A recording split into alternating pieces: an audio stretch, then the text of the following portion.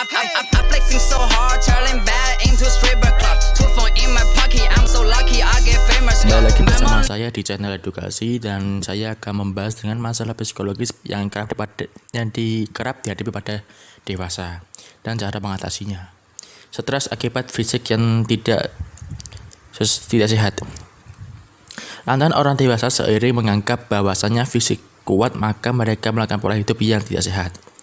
Seperti halnya merokok, mabuk, begadang, makan gula yang berlebihan, dan sebagainya. Melakukan olahraga dengan teratur, mengurangi konsumsi gula berlebihan, biasakan tidur sebelum jam 10 malam, mengkonsumsi pisang juga bisa membantu mendatangkan rasa kantuk pada malam hari. Cemas karena masalah ekonomi. Ya, stabilitas ekonomi adalah salah satu komponen terpenting bagi orang dewasa. Bila pada prakteknya tidak bisa manajemen dengan tepat, maka akan menimbulkan kecemasan dan stres. Cara mengatasinya, pastikan gaya hidup sesuai dengan pemasukan. Dahulukan kebutuhan daripada keinginan. Kemudian alangkah baiknya jika menghindari hutang. Lebih bagus lagi kalau punya tabungan. Tidak percaya diri karena masalah pekerjaan. Ini mungkin banyak kalian yang sesuai ini. Saya akan membahasnya juga dengan edukasi. Seseorang yang sudah dewasa diharapkan untuk bekerja dan menjadi mandiri. Akan tetapi hal ini tidak pada setiap orang dewasa. Pekerjaan yang dijalankan tidak sesuai dengan ekspektasinya. Alhasil kepercayaan dirinya jadi sedikit demi sedikit menurun. Cara mengatasinya, hal tersebut membutuhkan support dari orang spesial seperti orang tua, sahabat, bahkan kekasih Anda. Karena orang terdekat sangat berpengaruh pada emosi dan cara berpikir seseorang tersebut.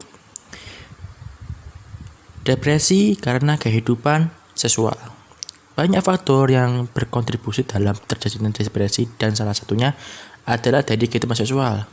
Masuk usia dewasa, orang akan mulai mengeksplorasi hal-hal seksual dan dinamika di dalamnya yang tak teratasi dengan baik akan membuat seseorang mengalami depresi. Masalah seksual mengaruhi psikologis karena pada saat dewasa awal orang sudah tahu untuk memenuhi kebutuhan seperti apa kecenderungannya, akan tetapi tetap mengeksplorasi diri dalam arti orientasi seksual. Cara mengatasinya yaitu untuk mengatasi gejala ini dibutuhkan penilaian diri sendiri dari pasangan, berpikir secara jernih apakah lebih baik mempertahankan hubungan atau tidak. Akan tetapi jika mengalami kebuntuan dalam menangani masalah ini maka alangkah baiknya segera berkonsultasi pada ahlinya.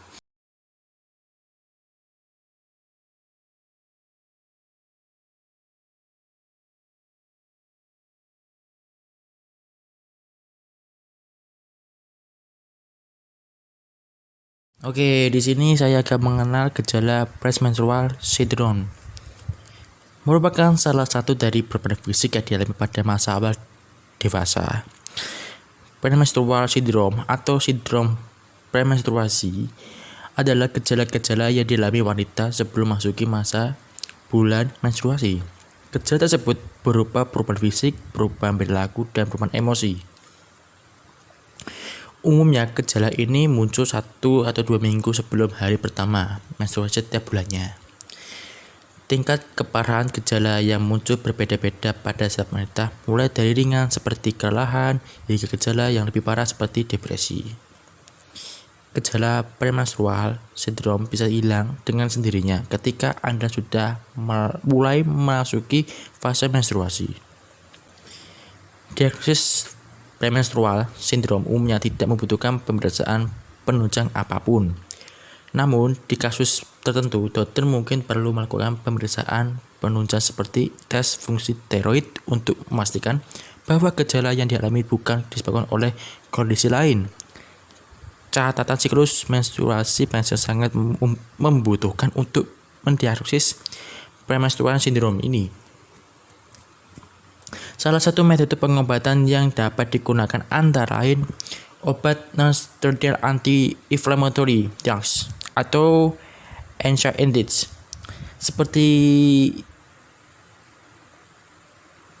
ibuprofen atau Nabtrofen untuk meredakan gejala fisik seperti nyeri di perut, kepala, atau payudara. Obat antidepresan seperti Flextime atau Paroxetine untuk meredakan gejala emosi atau perubahan suasana hati. Obat diuretik seperti Spironolactone untuk memeringankan gejala perut kembung.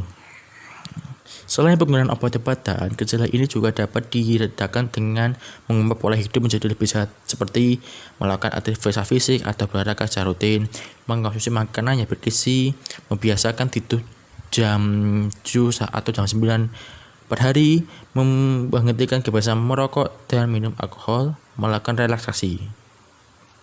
Pada kasus tertentu, gejala ini dapat menimbulkan sejumlah komplikasi seperti ini. Premenstrual thyroid disorder, yaitu gejala lebih parah, terganggunya aktivitas sehari-hari seperti bulimia, hipertensi. Mengingat penyebabnya tidak diketahui secara pasti, maka kondisi ini pun sulit untuk dicegah. Upaya terbaik yang bisa dilakukan untuk mengurangi risiko ialah mengubah gaya hidup menjadi sehat. Olahraga, pokok intinya ki olahraga, lawakmu nak apa acara iki rutin olahraga, ojo males-males satu rek. Mati ki kayak mati sih kayak enak tesek-tesek ngene lho. Oke. See you next time.